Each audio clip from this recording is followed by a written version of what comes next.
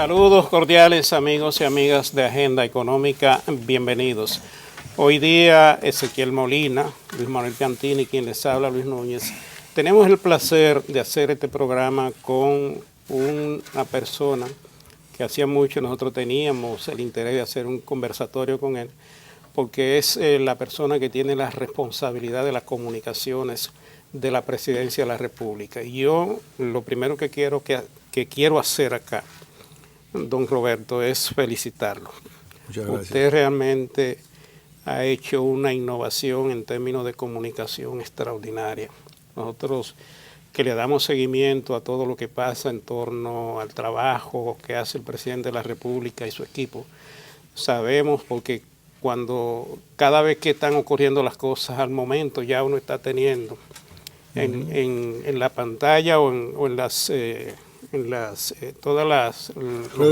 medios la información que necesita para analizar y para poder darle seguimiento a todo este trabajo. O sea que realmente es un trabajo extraordinario y realmente un trabajo además muy profesional. Muchísimas gracias. Y bueno, así como tenían ustedes el interés, yo creo que yo tenía mayor interés en estar aquí, porque desde hace muchos años, cuando este programa se originó, pues nosotros lo recibimos con mucho agrado, porque surgió como una respuesta adecuada para orientar a los ciudadanos y ciudadanas sobre temas tan difíciles y tan complejos como son los temas económicos. Y bueno, y la buena fama que ustedes se han ganado de que han sabido comunicar, han hecho pedagogía de temas, como vuelvo y digo, muy difíciles. En el caso nuestro, tú señalabas, Luis, te agradezco el reconocimiento, formamos un equipo que entendió temprano de que la sociedad dominicana había cambiado. La sociedad dominicana había cambiado y nos convocaba a nosotros desde gobierno también a hacer los ajustes. Ya la comunicación no podía hacerse con los mismos procedimientos y al mismo ritmo como se hacía anteriormente. Entonces tuvimos que hacer el ajuste. Había habido un proceso de democratización en la sociedad que se manifestaba en una proliferación de medios. Cada día hay más medios de comunicación, me refiero a canales de cable, emisoras de radio, periódicos digitales y blogs, programas en cada uno de esos medios, tanto televisivos como radiales, y entonces eso nos imponía a nosotros un replanteo. Por igual, los ciudadanos y ciudadanas, por el mismo desarrollo de las tecnologías de la comunicación, estaban siendo empoderados, ¿verdad? Y se estaban convirtiendo prácticamente en reporteros ciudadanos. Y nosotros en las evaluaciones, en los recorridos que hemos hecho en todo el país, hemos hecho esta pregunta tan sencilla como la que le voy a contar enseguida. ¿Qué hacen ustedes, un grupo de ciudadanos y ciudadanas reunidos en una asamblea, qué hacen ustedes tan pronto se levantan? Tan pronto se levantan, permíteme, tan pronto se levantan, toman esto en la mano. Antes de cepillarse los dientes, la persona tiene su celular y chequear mensajes y a distribuir mensajes. ¿Lo tiene en la mesita de noche? Así mismo, en la mesita de noche. Entonces, ¿qué es lo que está sucediendo? Un fenómeno de comunicación acelerada donde el ciudadano se entera por aquí, y oigan esto, se enteran por aquí, distribuyen la información y luego, si ocurre, consultan en el periódico digital, en versión digital, no impreso, si la información de la cual se han enterado es cierta o no. Es decir, oigan, se enteran y luego se informan o confirman la información. Entonces, todo eso ha cambiado en nuestro país y nosotros teníamos que ajustarnos. Y lo hemos hecho al amparo de obtener la mejor gestión de los medios de comunicación y de la más alta tecnología. Roberto, a través de estos 3 años y pico de gobierno. 41 meses. 21 meses.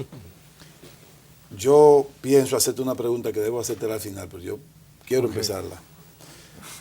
Ante un gobierno que ha tenido tanto desempeño, que ha mostrado tantas cosas, que le ha dado tanto a un pueblo en esos 41 meses, a la dirección de comunicación, digo yo, en esa parte se le ha hecho fácil comunicar porque ha comunicado la verdad. Malo es cuando un profesional como tú dirige un departamento de comunicación presidencial o estatal, donde tiene que en cierta manera manipular hechos o manipular verdad. Y justificar cosas. Ese no es en este caso. No. Tú sencillamente comunica la verdad, se hace más fácil. Sin embargo, ¿cuáles son las dificultades que ha tenido dentro de esa facilitación. Te lo cuento enseguida. Es muy cierto lo que tú dices, Ezequiel, porque nosotros no hacemos propaganda, sino hacemos comunicación. Y la mejor comunicación es el buen gobierno. Cuando tú haces buen gobierno es cuando tú permanentemente estás rejuvenecido. Es como nosotros mismos. A nosotros cada día se nos hace más difícil aparentar ser joven y tener vitalidad. Igual las mujeres. Muy difícil. Igual las mujeres no lo pueden contar claramente. Su gasto en maquillaje aumenta con los años. Claro. ¿Entiendes? Entonces, nosotros no necesitamos maquillar, porque ahí está una realidad que es elocuente. ¿Cuál es la dificultad? Pues cada día el desafío de informar y entretener. Porque el discurso gubernamental por sí mismo es aburrido. No es uno que está involucrado en las lides políticas y gubernamentales. Uno pues se goza y se disfruta dentro de esto. Pero el pueblo dominicano lo que está en su cotidianidad, buscando el empleo, buscando oportunidades para lograr terminar su trabajo, irse a descansar, compartir con sus hijos, con su mujer, con sus nietos, o divertirse. Entonces, si uno pierde la perspectiva de que hay una ciudadanía, un pueblo que tiene otros intereses, otras ilusiones, otras preocupaciones, y tú te autosatisfaces pensando que tú eres la última Coca-Cola del desierto y pierdes la perspectiva de que tienes que ser entretenido, al igual que tus competidores de la empresa privada de comunicación, pues entonces tú puedes caer entonces en el aburrimiento. Y no hay peor mal, según decían los novelistas franceses del siglo XIX, que el aburrimiento. Entonces, tenemos que combatir eso. ¿Cómo tú logras eso? Bueno, innovando, tratando de que las personas se repiensen a sí mismo el trabajo. Y le cuento esta anécdota. Cuando nos iniciamos, un tiempo después nos descubrimos que nuestros fotógrafos salían de pesca. Sí. Y el que le gusta la pesca sabe de que, bueno, si tú tiras el chinchorro, la nasa, o tú tiras el cordel, pues es un albur. Tú puedes sacar o un salmón, o puedes sacar una sardina, o puedes sacar un mero. Tú no sabes lo que vas a sacar porque está ahí en el fondo del mar. Pero cuando te vas de cacería, tú sabes lo que tú quieres cazar. Entonces, nuestros fotógrafos se iban a las actividades y regresaban con una fotografía, la que pudieron encontrar.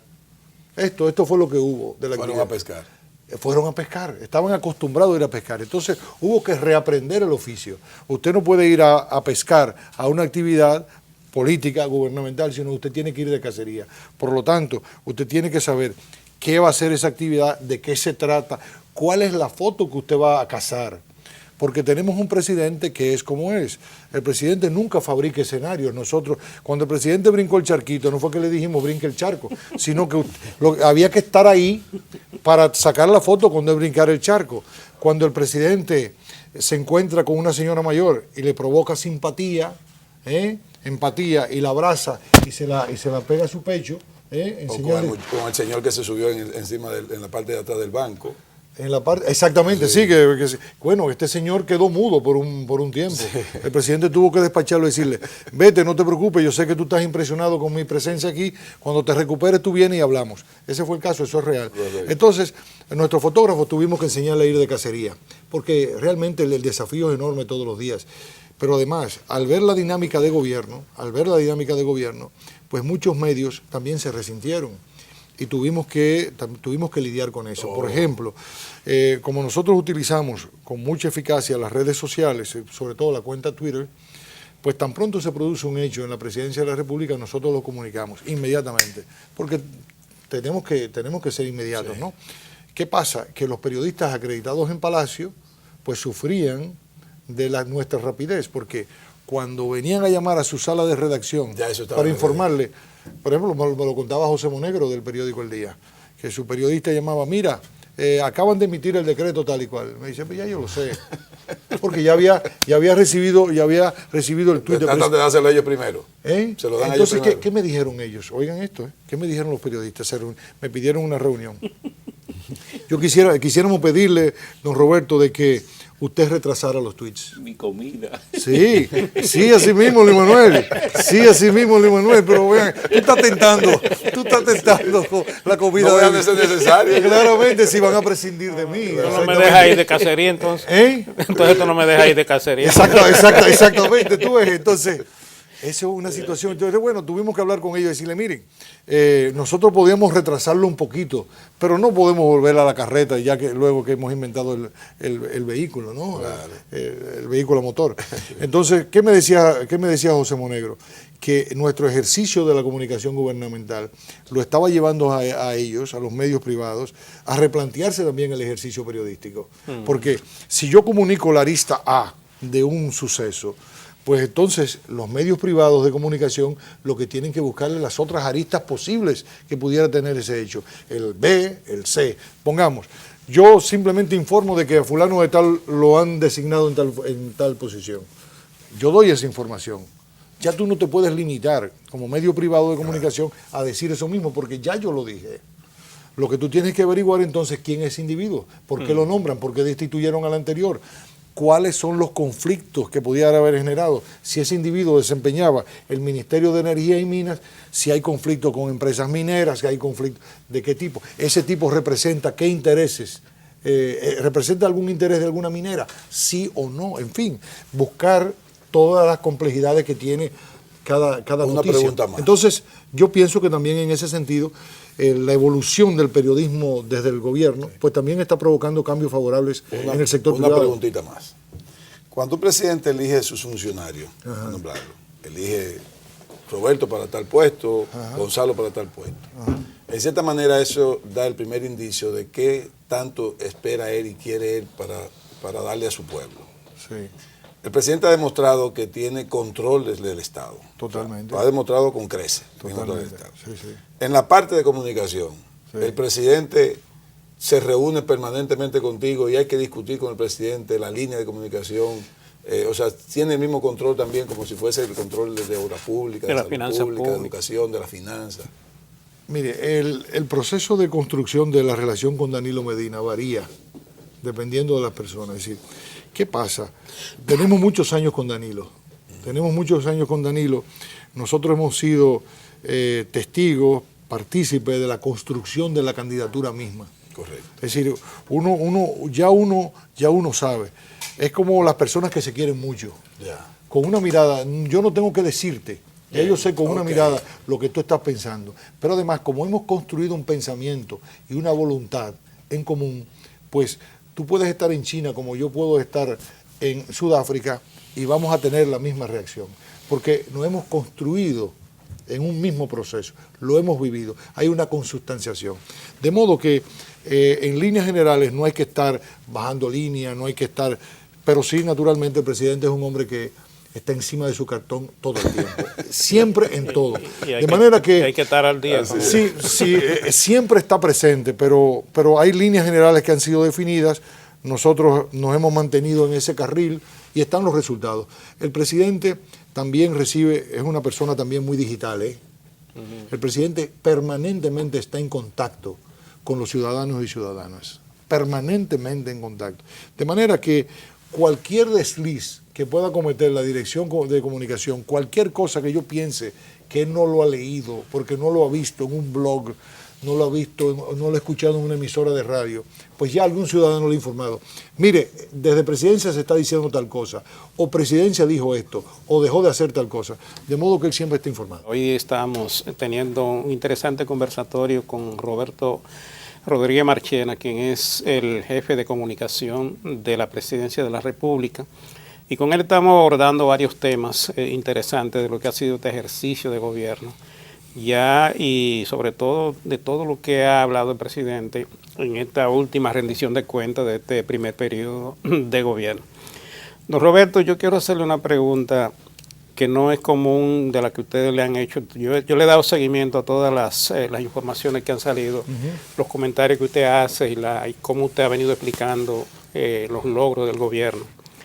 Pero hay algunos logros que la gente no percibe, porque tal vez no son cuestiones del día a día, sino de una forma de cómo manejar, como decimos nosotros, los recursos escasos.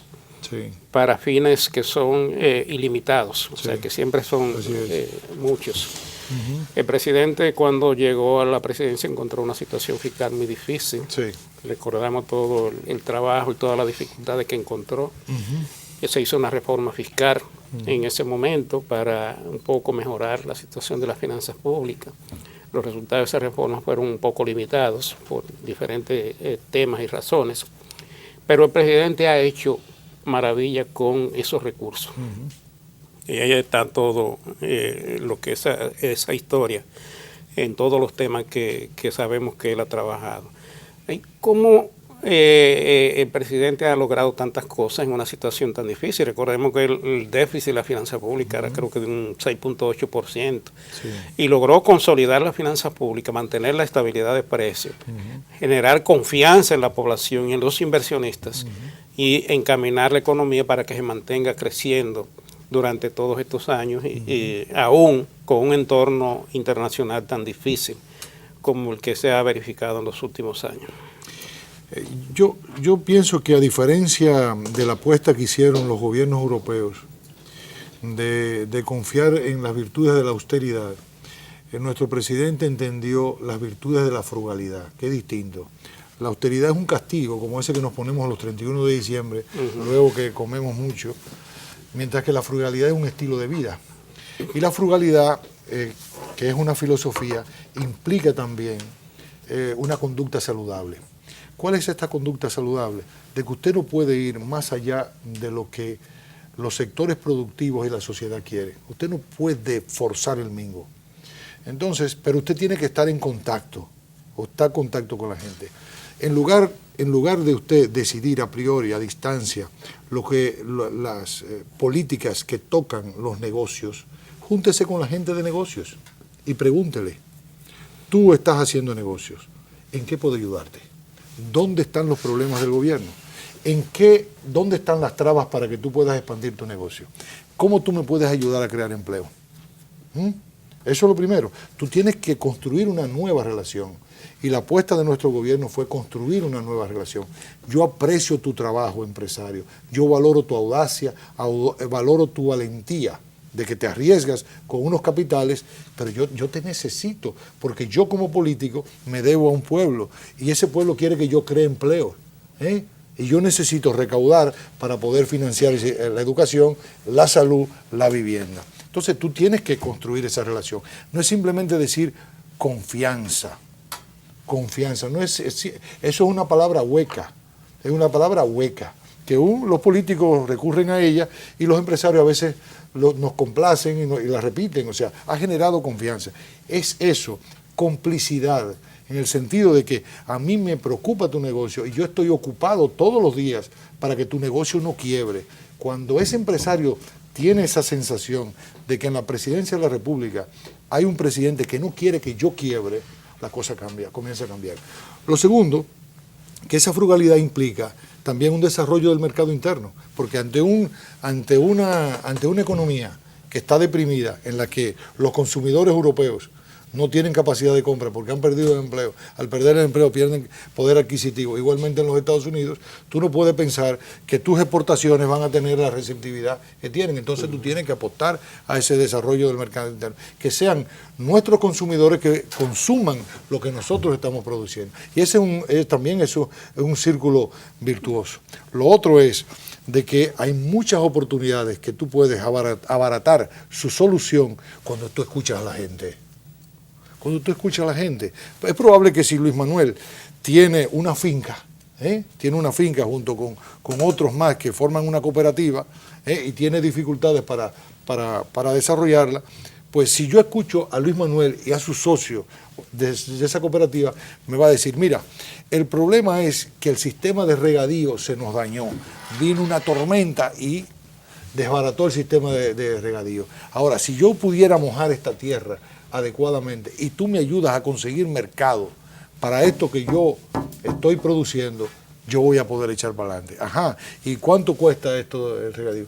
Yo tengo un doctor en agronomía, un ingeniero hidráulico, que me dice que eso cuesta 75 millones, por ejemplo. Pero Luis Manuel, con la sabiduría de sus socios en la cooperativa, dice: no, mire, esto es tan sencillo, hacemos un reservorio aquí, porque llega agua, y de ahí, por gravedad, tiramos los tubos y regamos toda la tierra. Y nos sale en 12 millones. Eso es lo que nosotros hemos descubierto, que muchas de las soluciones a los problemas de la República Dominicana, conversando con la gente, pueden resultar mucho más hablando baratas. de eso, es decir, estamos, la expresión podría malinterpretarse. Estamos abaratando el costo de la democracia en la República Dominicana y el costo de gobernar. Digo abaratar no de desvalorizar, sí, claro, sino que el costo de la democracia. Entonces, tan sencillo como eso, ir a hablar con la gente. No vaya a llevarle soluciones, pregúntele en qué puede ayudar. Pero además, si usted quiere hacer eso, y los sectores empresariales, y la clase media, y los trabajadores no quieren eso, no lo haga. Espere otro momento. No es el momento de hacerlo. Entonces, usted tiene que hacer la cosa acompañada. ¿Y si nunca lo quieren? No se hace. No se hace. Porque un gobernante está para servir a su pueblo y a servir a sus ciudadanos. Entonces usted tiene que replantearse. El único que está de acuerdo con hacer algo soy yo. Y todos los demás dicen que no. Ajá, tú tienes la razón. No. Entonces tendrás que esperar otro tiempo o tú desarrollar la pedagogía política para explicarle que la pertinencia de esa medida. Pero si tú no has hecho el trabajo pedagógico de convencer a los ciudadanos y ciudadanas que esa es la mejor solución a sus intereses, si tú no has hecho tu tarea, no trate de imponerlo por decreto, porque vas a crear una fractura social. Sí. Entonces, cuando tú creas fracturas sociales, es mucho más problemática. ¿Qué ha pasado con muchos procesos revolucionarios? Que, bueno, llegan en una ola, acometen cambios, provocan una fractura de la sociedad y luego entonces viene el declive. Tienen un momento de pico y luego viene el declive. Nosotros lo que tenemos que garantizar un desarrollo estable de nuestra sociedad. Entonces, es la mejor manera. Es la mejor manera. Roberto, y eso lo hemos descubierto y es simplemente la visión de este hombre, que como tú bien decías, Luis, ha hecho magia. Ha hecho magia. Yo te quiero hacer la pregunta porque a este es muy importante y se le ha dado poca cobertura si se quiere. Espartillar. Ah, sí, el espartillar. ¿Cómo logró el presidente tan rápido hacer un consenso con esos productores y de hacer ese desarrollo que se está haciendo en Espartillar? Bueno, esa visita que tú hablabas del banquito fue en Espartillar. Fue el Limón y Espartillar. Y entonces, bueno, todas esas tierras estaban ahí ociosas. Sí. Ociosas. Dañadas, si se quiere. En ese del Limón, en la que aparece, esa persona que está ahí en pantalones cortos, él era la persona responsable de ese proyecto, que estaba avergonzado de que el presidente llegara y descubriera en el mal estado que estaba ese proyecto, ese asentamiento campesino. Pero era un simple problema de regadío. Un simple problema de regadío. Entonces, sentémonos a ver, y cuando se sentaron a ver, dicen, no, pero esto tiene solución. Y ya están produciendo sandía. En el caso de Espartillar están produciendo maíz. Le volvió la esperanza. Claro, bueno, y ahí viene la vinculación. Ese maíz puede ayudar a la industria avícola de nuestro país, que entonces no tiene que estar importando, y soya, que no tiene que estar importando para alimentos, para la industria avícola. ¿Tú sabes quién me avisó de Espartillar a mí? Ajá. Un político fuerte de la oposición. Me dijo, bueno, con ese trabajo que está haciendo el presidente, perdimos toda la esperanza de ganar en Espartillar. Bueno, pero si ese es el precio, mira, claro. lo que está pasando es que mucha gente que estaba originalmente en la oposición, ¿no? Se ha sumado, porque lo que ha descubierto es que el presidente está haciendo lo que él o ellos habrían querido hacer desde hace mucho tiempo. Por ejemplo, miren ahora, la última encuesta Greenberg del lunes, ¿qué dice? Que mientras el señor Abinader, voy a decir este dato, mientras el señor Abinader está en una campaña de denuncias, de descalificaciones de la obra de gobierno, el 56% de los miembros de ese partido aprueban la obra de gobierno. Entonces, eso es una realidad. Usted nos está adelantando porque no hemos llegado ahí todavía. Pero podemos volver, Luis. Bien, amigos, continuamos nuestro conversatorio con Roberto Rodríguez Marchena, director de comunicaciones de la presidencia y del Estado Dominicano. Luis Manuel, tú le tenías varias preguntas. Y bueno, muchas gracias, Roberto, por estar con nosotros aquí esta noche y darnos la oportunidad de compartir contigo algunas de las inquietudes que tenemos también para conocer cómo funciona toda esos programas en términos de información que tiene el gobierno.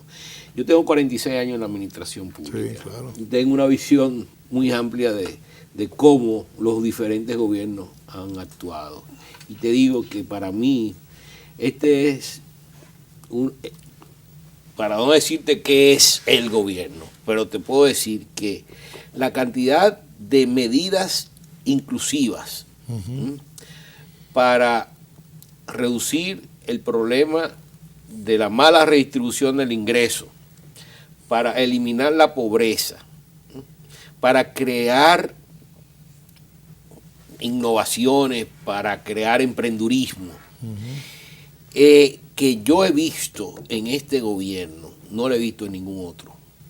O sea, yo creo que este es un ejemplo de gobierno que ha tenido unas iniciativas en base a un programa bien definido. Porque Correcto. esto tú no lo traes de la noche a la mañana y lo Correcto. pones y lo vas jalando del moño y dices, no, déjame poner esto. No, esto fue concebido previamente, Correcto. con mucha cabeza, Eso es verdad. sobre hacia dónde vamos. Eso es verdad. Mira, y yo te digo que es tanto así que la oposición no acaba de entender lo que está pasando. Porque decirle Sí. al programa de visitas, sorpresa, clientelista, es no saber lo que está pasando, Así lo es. que está pasando en el campo, las esperanzas que se le está dando a la población, las expectativas que se están creando de nueva gente que ve, que tiene un futuro porque ya está produciendo en sus manos y porque le está ingresando para él y su familia. Lo que se está haciendo en términos de las pymes, de darle participación a las pymes en los concursos públicos, Claro. en las contrataciones públicas, eso es una revolución. Y es más, lo que ha hecho este gobierno en términos de medidas preventivas en contra de la corrupción, no lo ha hecho ningún gobierno. Y eso propaganda que hay de la corrupción es porque tal vez no hay en la población ¿qué te digo?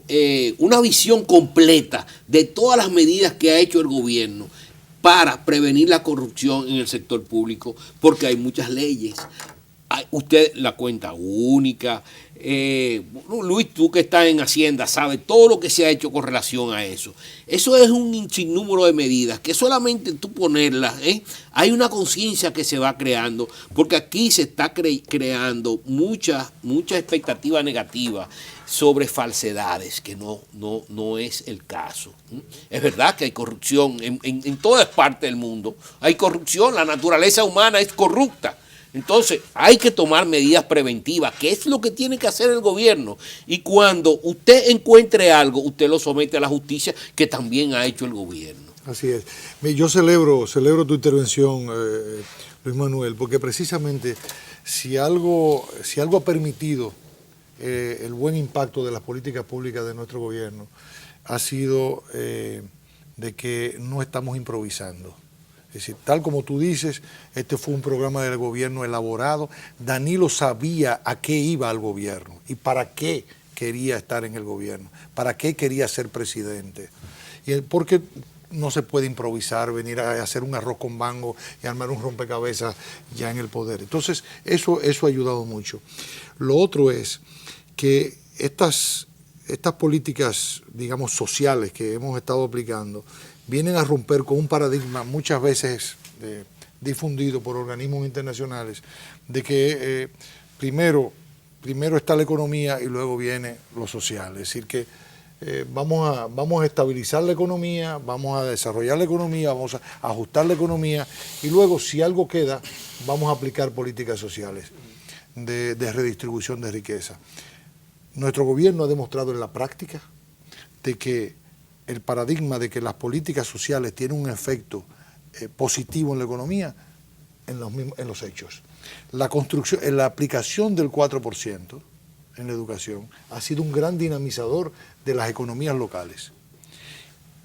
Y contrario a lo que algunos dicen, ha permitido ese derrame, porque es verdad que está derramando. No es cierto que no está derramando, está derramando. Lo digo, por ejemplo, 3.000 ingenieros y arquitectos ahora están construyendo las aulas, no 5 o 6 empresas, por ahí comenzando nada más. Pero el hecho de la dinámica que crea en todo el territorio de manera horizontal, no vertical, porque si antes podíamos tener un modelo económico concentrador de la riqueza, ahora estamos teniendo un modelo distribuidor, porque ha habido una distribución. Todos esos obreros, carpinteros, albañiles, varilleros, pintores, están participando de ese 4%, pero también la señora que prepara comida a los obreros durante el proceso de construcción, el colmadero que vende el refresco, pero luego de eso, las familias beneficiadas por la jornada escolar extendida están teniendo un aumento de su ingreso real. Y los empresarios han comenzado a entender esto. ¿Por qué? Porque y la comida, en los desayunos escolares, sí, en todo eso hay participación de micros. Sí, empresas que están participando de eso, pero déjeme decirle este caso. En un encuentro en Ocoa, una joven se puso de pie porque yo preguntaba, ¿cuánto significa de ingreso, aumento de ingreso real a ustedes de tener su hijo en la jornada escolar extendida? Y una persona me decía, bueno, como 5 o 6 mil pesos. Una mujer se para. Me dice, yo tengo 2 hijas en jornada escolar extendida. Y para mí eso significa un aumento de mis ingresos en 14 mil pesos. Nosotros lo situamos en 11, pero en el caso de ella eran 14. Y me explica inmediatamente. Yo desapunté a mi hija de la escuela privada, no pago matrícula, no pago mensualidad, pero además me le dan desayuno, almuerzo y merienda. Fíjense, ese proceso del 4%, el hecho de que los trabajadores, las familias trabajadoras, las madres solteras, estén teniendo la oportunidad de, el 40% de los hogares dominicanos está encabezado por madres solteras, que tengan la oportunidad de ver aumentar sus ingresos, le quita presión al empresariado dominicano de aumentos salariales. Yo estoy de acuerdo con el aumento salarial, Creo que el empresario dominicano tiene que entender que si los trabajadores tienen mayor poder de compra, se dinamiza el mercado. Yo estoy de acuerdo, pero quita presión. Y muchos empresarios que antes eran resistentes a la política social, que podían ver con ojeriza la política social, ¿para qué invertir esto? ¿Para qué gastar esto? Los políticos gastando con esta vocación socialistoide, vamos a decirlo de esa manera, ahora están convirtiendo la virtud, porque les quita presión en lo inmediato, porque tenemos unos consumidores, unos ciudadanos que han aumentado su poder de compra. Ya ese dinero que lo destinaban a pagar la escuela, a pagar los alimentos, lo pueden utilizar en otra cosa, porque han visto aumentar sus ingresos. Entonces tiene un efecto positivo, al punto que muchos empresarios hasta quisieran que nosotros le diéramos cena. Que le diéramos a la cena, no basta con desayuno, almuerzo y merienda, denle la cena si pudieran. ¿Por qué? Porque eso tiene un efecto dinamizador de la economía. Pero lo esconden los medios de comunicación. Tú ves que lo único que presentan son las cosas negativas. Pero ese tipo de cosas positivas, son las políticas que te crean aquí la inclusividad y te hacen el círculo virtuoso. Así es. Y son las bases para el desarrollo social y económico. El dinamismo de eso te la esconden. Tú hablabas de la cuenta única del Tesoro, fue una promesa de campaña, sí, porque somos un gobierno de promesas cumplidas. Son 254 cuentas, 254 instituciones que nuclean cerca del 90% del presupuesto nacional.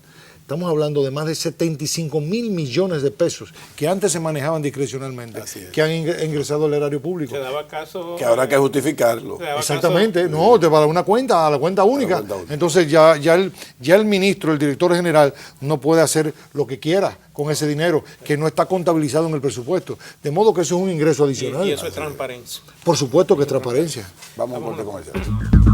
Bien, amigos, continuamos con el conversatorio con Roberto Rodríguez Marchena, director de comunicaciones de la Presidencia. Yo quiero aprovecharte para hacerte una pregunta de las encuestas, sí, pero no de una en específico.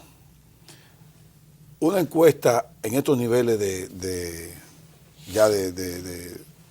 momento ya, donde hay 10 millones de habitantes, más de 6 millones de votantes, con 704 de universo de encuestados es suficiente para tú tener una verdad. Esa es una.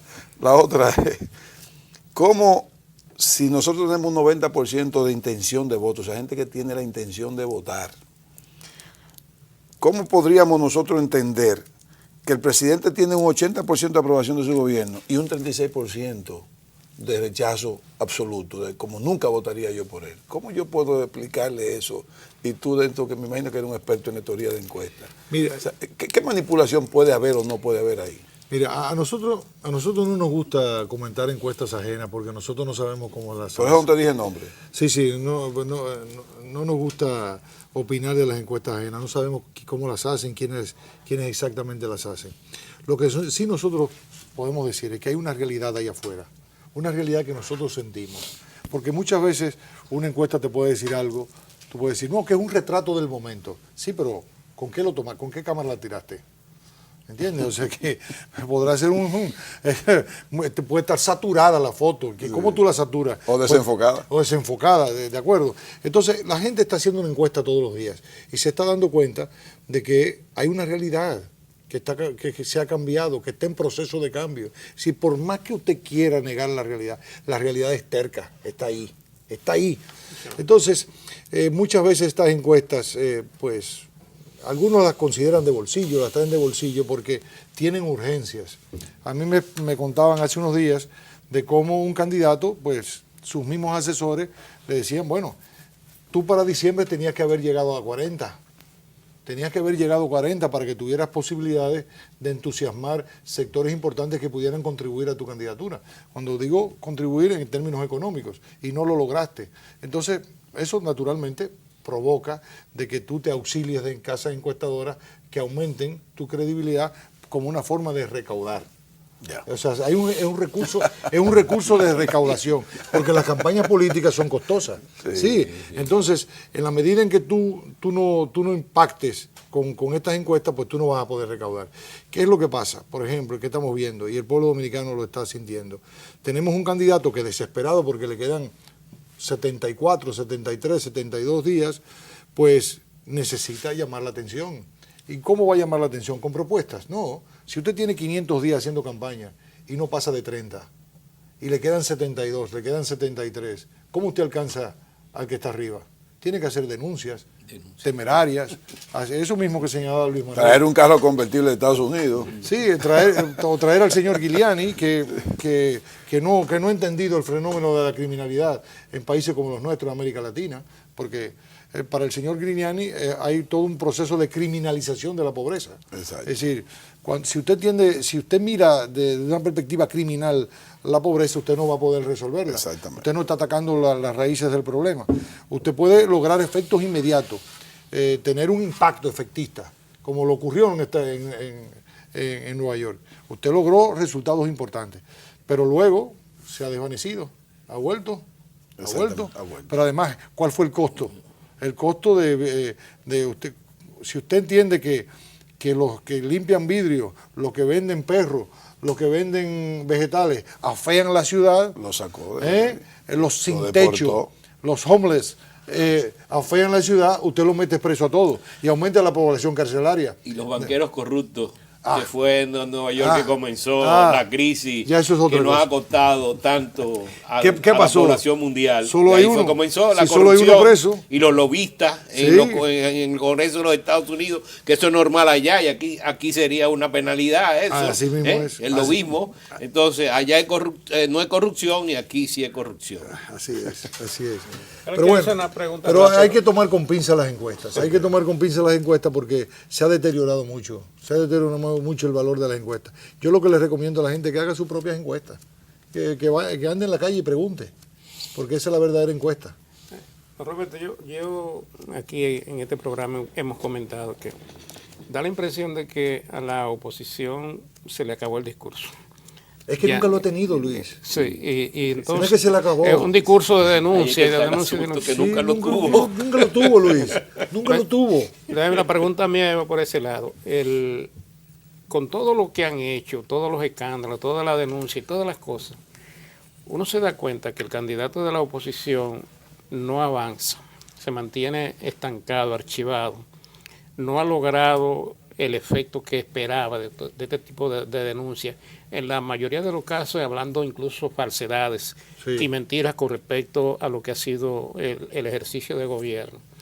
Y sin embargo, al presidente Medina nadie lo baja de ese lugar donde se encuentra, porque todas las encuestas uno lo bajan un poco, pero nadie la puede bajar, como es aparentemente el deseo de que caiga por debajo de 50 para decir que ya, que viene una segunda vuelta y una serie de cosas.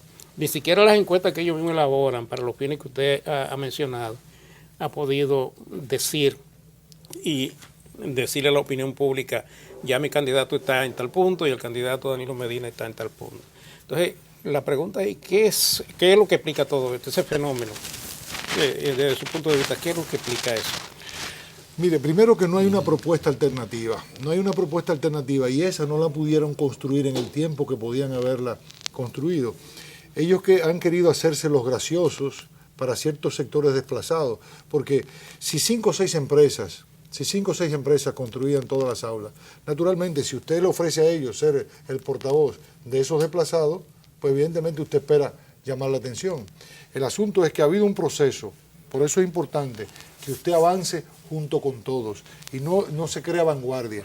Hemos ido avanzando con todos los sectores, de manera que todos han venido acompañando este proceso de cambio en la República Dominicana. No ha tenido a quién acude, a quién puede acudir para recoger descontento. Entonces, su estrategia ha sido pura y simplemente querer ganar, pero usted no sabe para qué. Porque no hay un proyecto. Entonces, si usted quiere ganar y no hay un proyecto, usted tiene que impactar con una campaña efectista. ¿Cuál es la campaña efectista? La de denuncia, la que frivoliza la política, la que frivoliza y llama la atención al ciudadano que no está al corriente de las grandes políticas, y usted le llama la atención como cualquier revista de esta rosa que hay, ¿verdad? O estos programas que son de cuestiones policiales. Miren, por ejemplo, estos señores utilizan ustedes que son economistas y trabajan con números y son muy cuidadosos en eso, ellos dicen que la economía no creció un 7%, no creció un 7%, no crearon 400.000 empleos, eso no es cierto. Y yo les pregunto a ellos, si son responsables, entonces ¿cuánto creció? ¿Cuáles son los si números no creció de 7, ¿cuánto creció? ¿6.4, 6.7? ¿Cuánto? ¿Qué usted prefiere? ¿Usted cree en las cifras del Banco Central o en las de Mickey? O en la de Mickey Seara Hatton, o en la de Wilfredo Lozano. Dígame usted. Años, la misma cosa. No, lo que quiero decir, no cambian de onda. lo que quiero decir es que es una actitud irresponsable, políticamente irresponsable. Usted descalificar una cifra y un dato y usted no ofrecer una alternativa. No se crearon 400.000 empleos, entonces ¿cuántos se crearon? Dice usted. ¿Cuáles son sus cálculos? ¿En qué se basan? Deme su cifra. 382.000, 360, ¿cuántos? No. Entonces, están haciendo ese tipo de campaña. Naturalmente, la población no es tonta. Porque ¿cómo usted le niega a una persona que consiguió la oportunidad de ser albañil, de ser pintor en su pueblo, de que no ha habido creación de empleo, si él ha sido uno de los beneficiarios del empleo?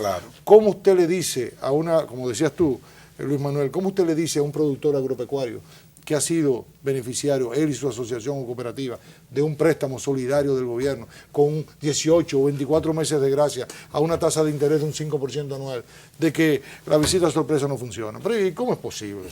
Entonces, hay una realidad que le está chocando. Es decir, ellos han querido hacer creer que el fenómeno político de Danilo Medina es un fenómeno mercadológico y publicitario, cuando es una realidad, esa es la verdad. Roberto, que no te puede ir del programa sin hacerte la pregunta. Ajá.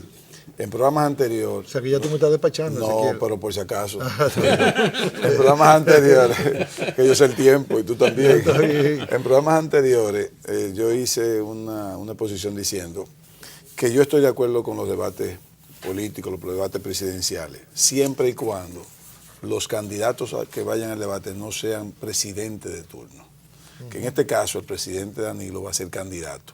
Y que por eso yo personalmente no estaba de acuerdo con el debate donde él iba a acudir. ¿Por qué? Bueno, porque el presidente Medina va a mostrar todo lo que hizo y el de la oposición va a decir lo que no ha sido suficiente. Y eso es lógico. Sí. Y él va a decir qué él haría, pero qué él haría, no qué él ha hecho. Correcto. Entonces nunca tendrá un balance correcto. Y por eso yo no estoy de acuerdo con que el presidente vaya a debatir. ¿Qué piensan ustedes y qué está pensando el equipo de Danilo Medina? El presidente no se niega al debate, el presidente está abierto al debate, entiende la utilidad del debate para los ciudadanos, para que los ciudadanos entiendan cuáles son las propuestas que hay. Lo que ha dicho el presidente, que necesita tiempo para preparar su programa, o sea, el programa que le va a ofrecer al electorado del 16 al 20, y que eso lo veremos más adelante, que lo veríamos más adelante. Él no está cerrado, ni a ir como a no ir. O sea, él no ha dicho voy, pero tampoco ha dicho no voy. Ahora, ¿cuál es el inconveniente que yo veo? De que tenemos un candidato opositor que no está haciendo propuestas. Exacto. Entonces, ¿sobre qué base vamos a debatir?